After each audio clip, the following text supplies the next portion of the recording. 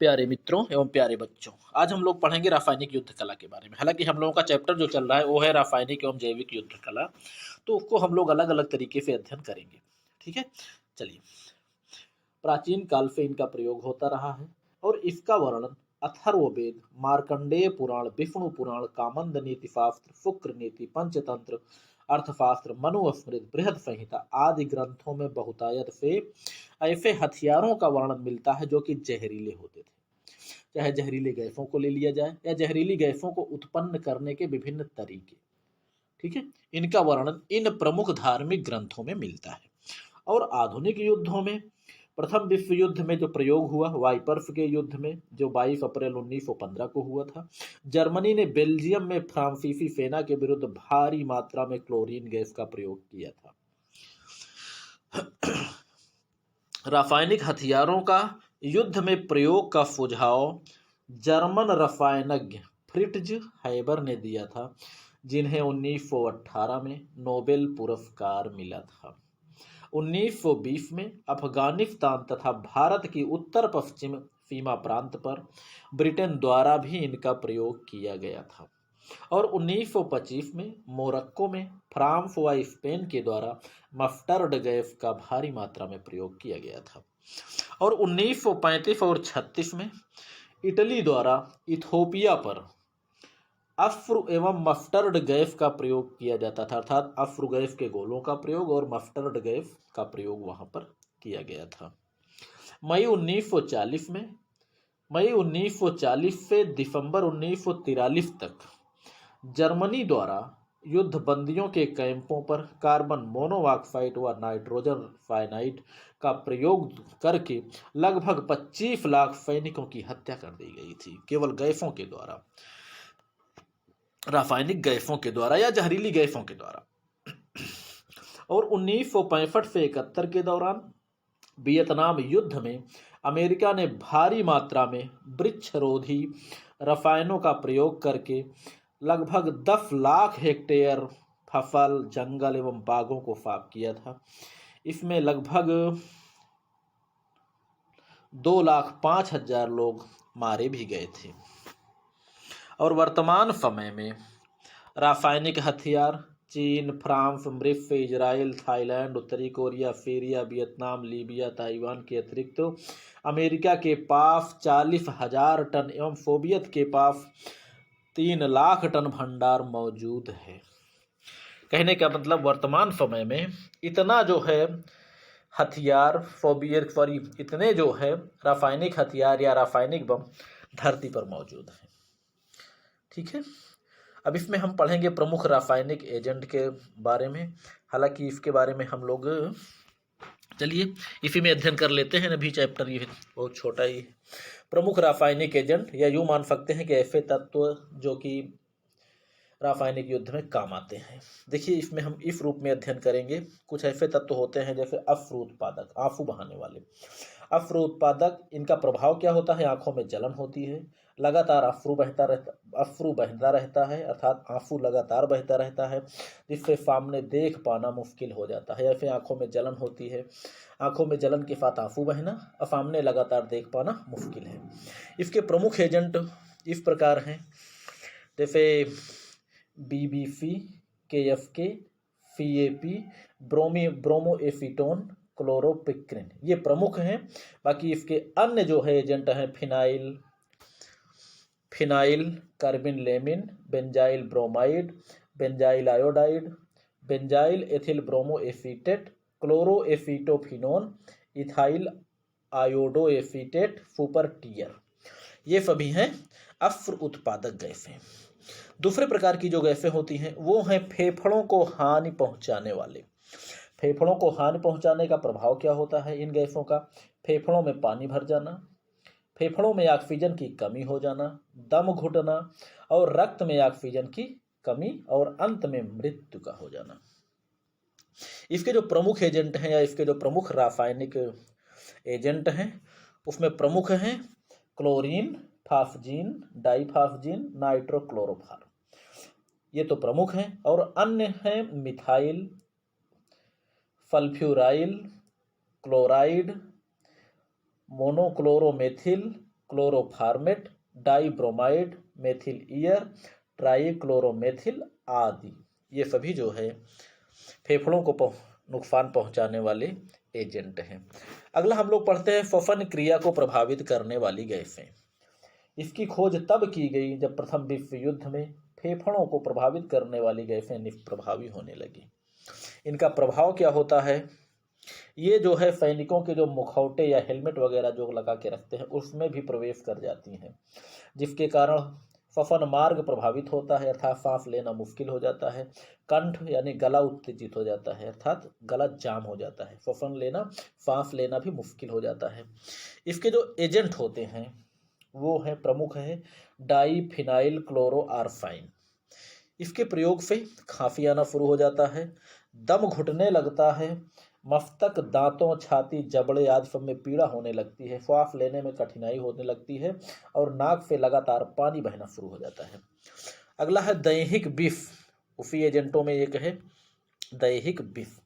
ये जो है शरीर में कई भागों से फेफड़ों में प्रवेश करता है, जो तंत्रिका तंत्र को प्रभावित करता है। और इसके अन्य जो एजेंट हैं वो इस प्रकार हैं: हाइड्रोरासायनिक अम्ल, cyanogen chloride, dichloroarsine, sulphur dioxide, ammonia, methyl isocyanate जिसे कि मिक कहा जाता है। यही मिक जो जिस गैस का रिसाव भोपाल गैस दुर्घटना का कारण बनी थी, अर्थात भोपाल गैस दुर्घटना में मिक गैस रिसाव हुआ था 1984 में, जिसमें 2000 लोग मारे गए थे। ठीक। अगला है त्वचा को जलाने एवं फफोले डालने वाले एजेंट। त्वचा को जलाने एवं फफोले डालने वाले एजेंट, इनका प्रभाव क्या होता है? उल्टी होना, बुखार हो जाना, जिसका आघात भी ज़्यादा होता है, हृदयाघात जिसे हम लोग कहते हैं, या त्वचा को जलाने वाले त्वचा में आघात, फेफड़ों व त्वचा में जलन, घाव का हो जाना, त्वचा में घाव हो जाना। जिसके प्रमुख एजेंट हैं मस्टर्ड, वही मस्टर्ड गैस जो प्रथम विश्व युद्ध में जर्मनी द्वारा 19 जुलाई 1917 में ब्रिटेन के विरुद्ध प्रयोग किया गया था। हालांकि वाइपर्स का युद्ध तो 1915 में हुआ था, उसमें क्लोरीन का प्रयोग हुआ था। और अन्य एजेंट हैं जिसमें है लाइफाइट, इथाइल डाईक्लोरोआरफाइन, लीबीफाइट, methyl dichloroarsine, phenyl dibromoarsine, phenyl dichloroarsine, dibromoethyl sulphide. ये इसके अन्य एजेंट हैं। अगला जो प्रमुख हथियार हैं वो तंत्रिका तंत्र को प्रभावित करने वाले हैं। इसमें देखते हैं इनको क्या कहा जाता है, इन्हें मनोरसायन भी कहा जाता है। इनका प्रभाव क्या होता है? अंधापन, बहरापन, कार्य क्षमता समाप्त हो जाती है, छाती में भयानक दर्द होने लगता है, आंखों में जलन होता है, कपकपी अर्थात ठंडी भी लगती है और झटके आने शुरू हो जाते हैं। फिर दर्द होता है, घबराहट, बेहोशी, मानो विचित्र प्रकार का व्यवहार करने लगता है।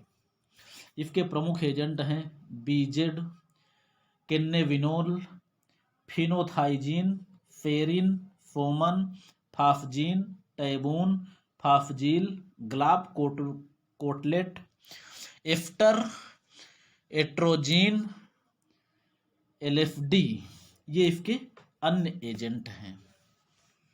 इसमें आप देख सकते हैं फीए या टैबून, टैबून जो कि फीए के नाम से भी जाना जाता है, और फीबी को फेरिन के नाम से जाना जाता है, और फीडी को फोमन के नाम से जाना जाता है। इसका निर्माण जर्मन वैज्ञानिक डॉक्टर फ्रेडर ने 1936 में किया था। एलएफडी इसका पूर्ण नाम है डेक्ट्रोलिफर्जिक एसिड डाई एथिल एमाइड। इसकी खोज 1943 में स्वीडन के वैज्ञानिक इफ्टोल एवं हाफमैन ने किया था। अगले जो एजेंट हैं वो है नाक पर प्रभाव डालने वाले। नाक पर प्रभाव डालने वाली गैसें जिसमें कि जिसका प्रभाव होता है नाक, गले, हृदय में दर्द, कार्य करना असंभव हो जाता है, इतना भयानक दर्द होता है। इसके जो प्रमुख एजेंट हैं वो है एडमफाइट, डीए जिसका फुल नाम है डिफाल्व एसिटिलीन, डीसी जिसे कहा जाता है डेंजरस कार्गो आयल, अर्थात एडमफाइट, डीए, डीसी, यही इसके प्रमुख एजेंट हैं। ठीक है। अगला है धूम्रकारक या धुआं उत्पन्न करने वाले।